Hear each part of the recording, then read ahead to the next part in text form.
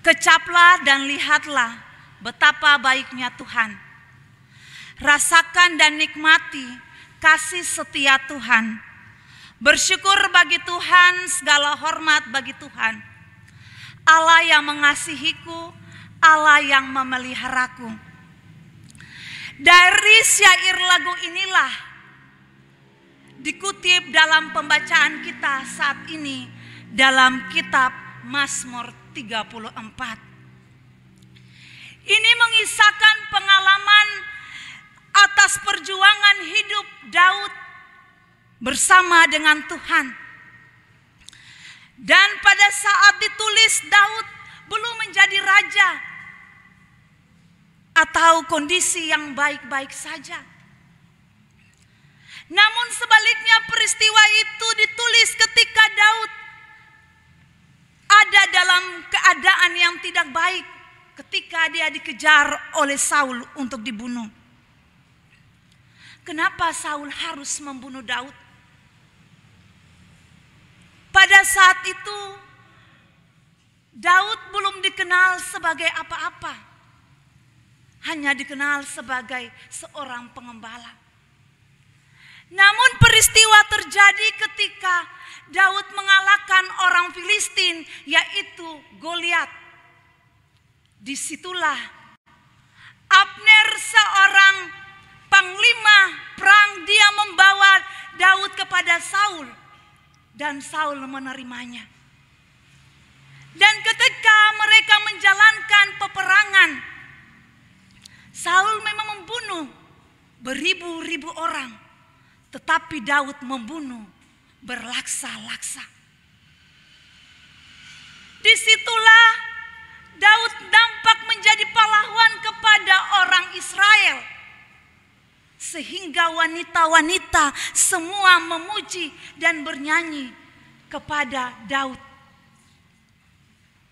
Kelihatan jelas bahwa Daud memiliki kehormatan yang lebih tinggi daripada Saul. Sehingga ada iri hati Saul kepada Daud. Daud merasa bahwa pujian kehormatan yang dimilikinya merupakan suatu ancaman bagi kehidupannya. Karena Saul ingin membunuh Daud. Dan Daud pun melarikan diri untuk menyelamatkannya. Dirinya sendiri. Namun tragisnya lagi saat Daud lari dari larian menghindar dari Saul, ia lari ke daerah Filistin. Dan Raja Filistin mengenal dia sebagai pahlawan bangsa Israel yang pada saat itu membunuh perwira-perwira Filistin. Sehingga raja juga berniat untuk membunuhnya. Disitulah Daud ada dalam keadaan yang terjepit. Ketika kita ada dalam situasi berat seperti itu, umumnya orang akan takut, bingung, frustasi. Namun berbeda dengan Daud.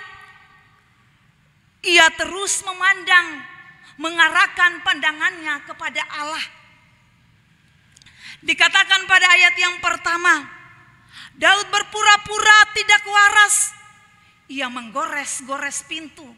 Ia membiarkan ludahnya meleleh ke janggut.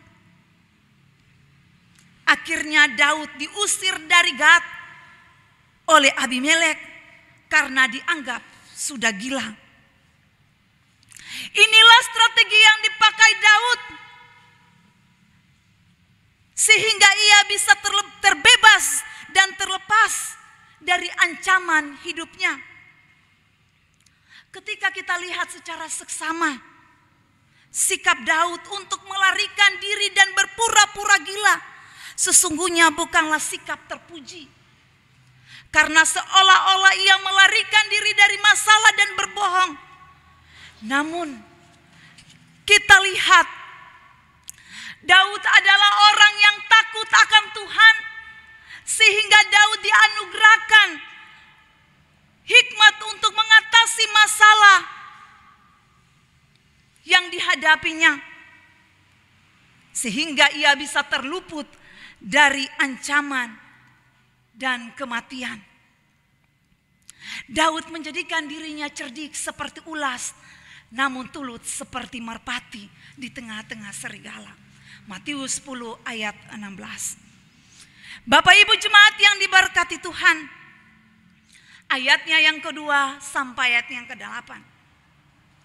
Bagaimanapun orang banyak memuji kemampuan yang dimilikinya, namun Daud hanya ingin memuji Tuhan segala waktu, dan ia mau menjadikan hatinya kepada Tuhan.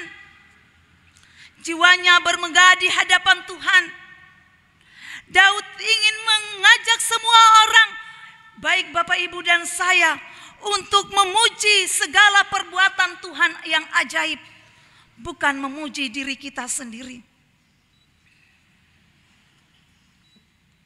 Aku telah mencari Tuhan, lalu ia menjawab aku. Yang memandang menunjukkan wajahnya, dibuat mukanya berseri-seri. Ketika berseru kepada Tuhan, maka Tuhan akan mendengar dan menyelamatkan. Malaikat Tuhan berkemah di sekelilingi orang-orang yang takut akan Dia. Daud menyatakan kemampuan yang dimiliki hanyalah karena oleh pertolongan dan topangan Tuhan. Maka tidak ada alasan untuk tidak bersyukur kepada Tuhan. Sebab semakin kita bersyukur, semakin kita melihat pertolongan Tuhan yang nyata dalam hidup ini. Ia juga katakan dan percaya, kalau dulu Tuhan menolong dia di saat berhadapan dengan singa atau beruang yang ingin menerkam domba kepenggembalanya. Kalau dulu Tuhan turut campur tangan dalam setiap peperangan melawan musuhnya sehingga ia dimenangkan, maka Tuhan yang sama akan turut bekerja dan meluputkan dia dalam setiap peristiwa kondisi yang berat pada saat itu. Daud selalu mengingat betapa baiknya Tuhan itu dan berusaha untuk mengecap segala kebaikannya. Kecap artinya merasakan, menikmati. Lihatlah artinya memandang. Jadi dalam kehidupan Daud yang hidup takut akan Tuhan, pasti ia merasakan, menikmati, melihat dan memandang kebaikan dan pertolongan Tuhan yang nyata dalam hidupnya. Tuhan tidak pernah meninggalkannya, walaupun Daud ada dalam keadaan yang sesak dan tertekan.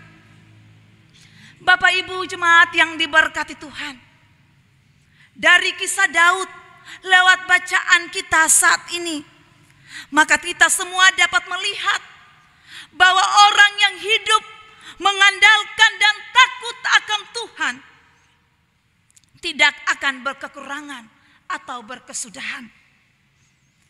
Kesusahan yang dialami oleh orang yang percaya tidak pun akan bertahan lama, karena Tuhan turut terlibat dalam setiap persoalan hidupnya. Mungkin di antara kita saat ini memiliki beban hidup, memiliki pergumulan-pergumulan yang berat, baik dalam keluarga, pekerjaan, pribadi, bahkan persekutuan kita. Namun Mazmur Daud mengajarkan kita untuk setia mencari Tuhan dan mengandalkannya, minta pertolongan darinya, sehingga Tuhan mampu memenuhi kita dengan hikmat dan kekuatan baru untuk menemukan strategi-strategi baru, sehingga kita bisa mampu menghadapi setiap persoalan hidup. Dan kita pun bisa melihat dan merasakan, menikmati, memandang akan kebaikan Tuhan yang nyata dalam hidup ini. Dan disitulah kita akan memahami bahwa janji Tuhan itu Ya dan amin. Jemaat yang diberkati Tuhan, bersyukurlah atas kebaikan Tuhan dalam hidup ini yang Bapak, Ibu, dan saya rasakan sampai di detik ini lewat nafas kehidupan. Sebab sesungguhnya kunci untuk mengalahkan pergumulan hidup adalah bersyukur kepada Tuhan. Sebagaimana Daud mengatakan puji-pujiannya kepadanya, tetap di dalam mulutku bersyukur, dalam arti bahwa kita tahu sumber kekuatan dan kemampuan kita hanyalah Tuhan semata. Sehingga kita bisa kuat berdiri sekalipun badai tantangan datang. Oleh karena itu jangan hanya memandang pada besarnya masalah. Jangan terpaku pada kesulitan yang ada. Tetapi pandanglah kepada Tuhan yang tak pernah melepaskan tangannya dari hidup kita. Kemerdekaan apa yang kita rasakan lewat bacaan ini? Yaitu Daud menemukan kemerdekaan dan kebebasan di saat terlepas dari ancaman Saul. Untuk memperingati kemerdekaan Republik yang ke-77, marilah kita hidup seperti Daud. Tetap mengandalkan Tuhan, melakukan apa yang menjadi tanggung jawab kita baik sebagai warga negara yang sudah merdeka, walaupun keadilan banyak orang-orang yang tidak merasakannya. Namun marilah kita sebagai orang-orang percaya yang sudah dimerdekakan oleh darah Yesus Kristus, kita melakukan hal-hal yang baik sehingga kita menjadi warga negara yang baik, warga gereja yang setia, warga gereja yang mengandalkan Tuhan dan takut akan Tuhan. Dan hidup kita pun merasakan damai, sukacita, dan kita pun diberkati oleh Tuhan. Dan nama Tuhan tetap dipermuliakan. Tuhan memberkati kita lewat firman-Nya. Amin.